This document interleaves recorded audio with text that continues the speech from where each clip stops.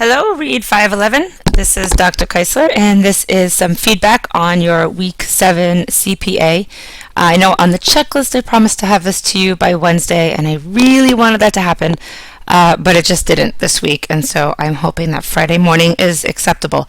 I went through your Week 6 and Week 7 CPAs, and so the one item I said I was going to address is when you have a forum like you had in Week 6 that you need to go ahead and discuss in your groups. Remember, I told you could choose which group you're in, or you can go in and out of that group. Those groups should be labeled the way that they were in CPA 3. So that means that, remember, you're choosing the groups that you want, and then if you're going to go and post on that CPA and you're the first person in your group, then you need to title your post with the name of the group so that everybody else who's in your group knows to post there. So let's say, for example, that I was in the comprehension group. I go into the CPA or the forum to make my post. I see that nobody has posted anything that says comprehension. I would then go in, the title of my post is comprehension, and I would go ahead and leave my post. This way, everybody else who's in the comprehension group knows that when they post, they're going to click on my post, and their post is going to be on there as a reply. On the other hand, if I go in and I see that I'm in the comprehension group, and let's say Karen has already come before me and she's put comprehension down, then I'm going to just go in under Karen's thread, and I'm going to post as a reply. But this way we can keep everybody kind of in those groups. I saw that some folks just put the title of their post or the research question, and so I think it was a little confusing. And the only reason I would like you to post within the groups rather than as individuals is because then all the feedback is there in one place, and when I go through and read, I can kind of keep my head into what the topic is, and you can also, as you're in there, keep your own head together as to what the topic is. It's a lot easier to read, a lot easier to go through, and a lot easier to try to make connections and give some feedback if I can see what those topic groups are. And then also this assures that everybody gets feedback, because there were then some posts on there and I see that not everybody got some feedback, and it may be because they misplaced their post rather than putting it in the group. So that was really all I wanted to say about that piece. I know that this week you're working on the articles, which is great, and Group A is working on their historical errors of reading research. I think you're going to find those projects really interesting. It's a really neat part of this class to kind of go through that. I know that article, the Alexander Fox article, is a really interesting piece as well from your big green book. So let's talk about CPA 7, which was the question on sampling. And I will say that it was funny to read what you guys were writing. Imagine that it could actually be humorous to post about sampling in educational research. But what was funny was not really your original post, but the way people were responding back and forth. And I think Heather Kirstich takes the cake with her double posting, and she posts the first time where it's saying she can't make up her mind, which I found a lot of people trying to do. They said, oh, I put this, but now that I read yours, I think this. And so it was really interesting to see you guys go back and forth. And it was good to see that Heather eventually came to a determination and made an original post. But I wanted to remind you that keep in mind that a sample is just that, right? A sample is a sample. So what we do through sampling is we're trying to learn more about that larger group by studying a subset of the group. And so your text calls it the population, right? So we're trying to learn more about the population by studying what goes on in one sample or subset of that group. And so unless you're doing a census, you don't need to study every individual. So you are making generalizations about a larger group based on a subset. So that's all it is a sample. And the wording in the prompt was deliberate. And so I didn't necessarily ask for the best and the worst, which I see some threads kind of got into.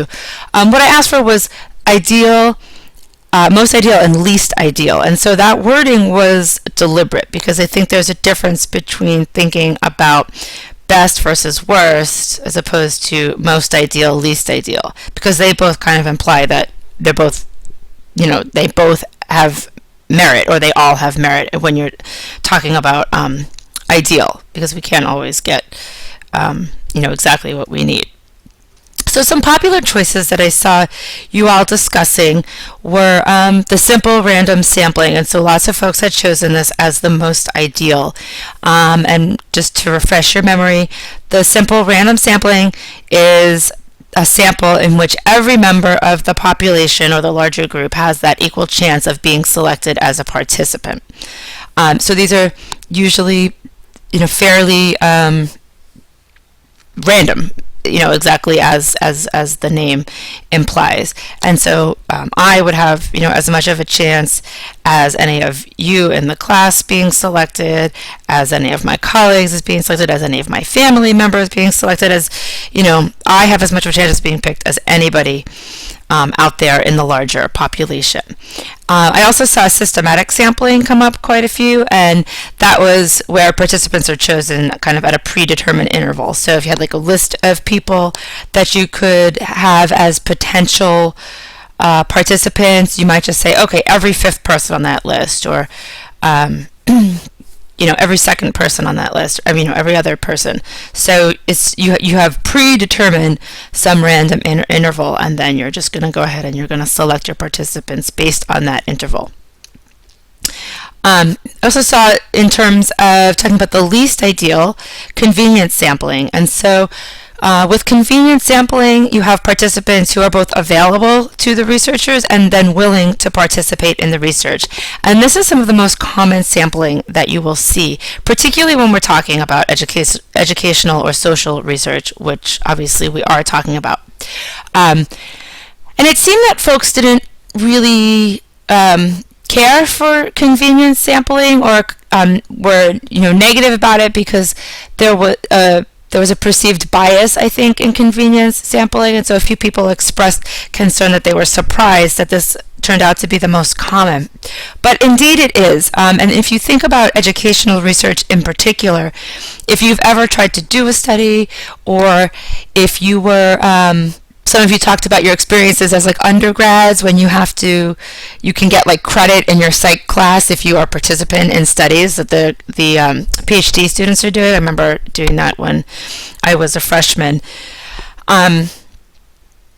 Those, convenience sampling, and in educational research in particular, you need to get permission from folks to study them. You need to get the permission in any study, but in particular with educational research, a lot of times you're dealing with studying children, and so getting the permission to come in and observe them, or to record, or you've all had to fill out permission slips just to do Read 516, remember, in Read 508. So getting that permission can be somewhat difficult, or finding a school that's willing to let you come in, and so that's kind of why people fall into the convenience sampling so often, because you need to use, obviously, a population that's within your reach that you can get to, because data is very difficult to collect. I can attest to that, particularly if you need to get something back from people. But you also, you may need to go out, you may need to observe, you might need them to come into the lab or the setting to do something, and so you need people who are available and will sign off and are they're willing to participate. And with kids, you need the parents' permission, so they're willing to let their child be studied, or willing to let their child's information be part of this study. And so that's where it comes in as being one of the most common ways that a sample is created, particularly with educational research. The other one that came up a lot was the purpose of sampling, and so that's where you identify specific characteristics and you recruit participants based on this. And so folks also had this perceived notion of bias sometimes with this, but both of these choices are very valid methods for creating your sample. So with the purpose of sampling, imagine that you want to do you want to look at a reading intervention, and you want to see how this reading intervention worked with upper elementary English language learners. Well, that's a purpose of sampling, right? So it's okay because your question or what you're seeking to discover or probe has to do with the effects of the treatment on a specific group. So it's okay to identify those characteristics and then go out and recruit those particular types of students. So this is not necessarily a bad thing. You see this a lot in educational research. We look at things because we know, let's say in reading, that how something works with young children is not the same as how it works with an adolescent reader. How it works with a struggling reader is not necessarily how it can be applied to a successful reader. If you want to look at programs or methods or strategies, you often want to identify a particular group and you want to recruit based on that group. You might want to look at novice teachers compared to veteran teachers. So this is not necessarily a bad thing, the purpose of sampling. It serves its purpose, right? So and homogeneous sampling was another one, and it was the small select group used for intense study.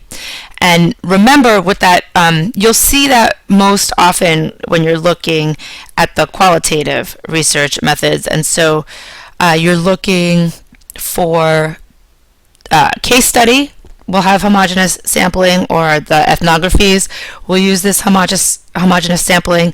And again, it's this, this really small group that you study intensively.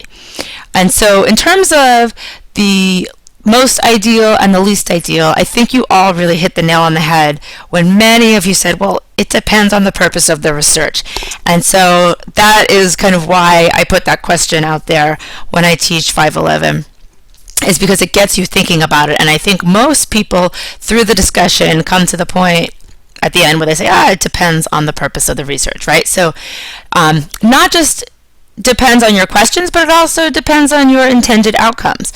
So you, in a case study, maybe really you're not making recommendations necessarily based that are meant to be, generalized and based on something that's good for the whole population or the larger population, but you really do want to look very carefully at 1 or 2 or 3 or 4 students to see if you can create a picture of what a typical person in that group may look like, and then you can use that to go on and do future study.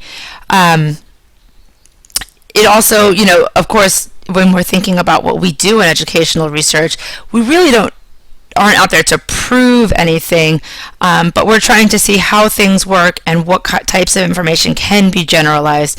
And so the variety of sampling methods that we have out there are really because the type of research that we do is so different. So am I looking to come up with an answer of which strategy works best for all students, or am I looking to come up with some ideas about the type of strategy that could be effective with a particular subset of students because I'm going to apply it, or I want teachers to use it just with that subset of students, or perhaps it's something that people use with all students already and I want to see, is it effective for every group? So we're using this as something that we're deeming an effective strategy, but maybe it doesn't work so good for English language learners, and maybe special ed students need something different, and maybe it works better for boys and better for girls. So the way that we sort out our questions and the things that we're looking to study influence the type of sampling that we're going to use. So when you talked about it really depended on the purpose of the research, you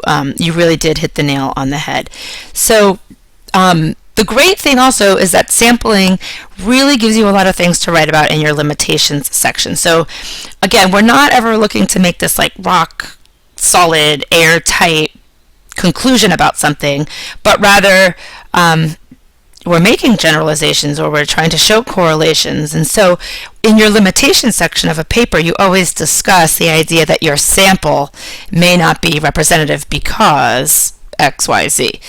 So it gives you, every researcher and every piece of research experimental, non-experimental, and quasi-experimental design acknowledges that there are limitations to the research. So, all right. So I'm not going to go into screencast 2. I think I can cover it here if I end right now.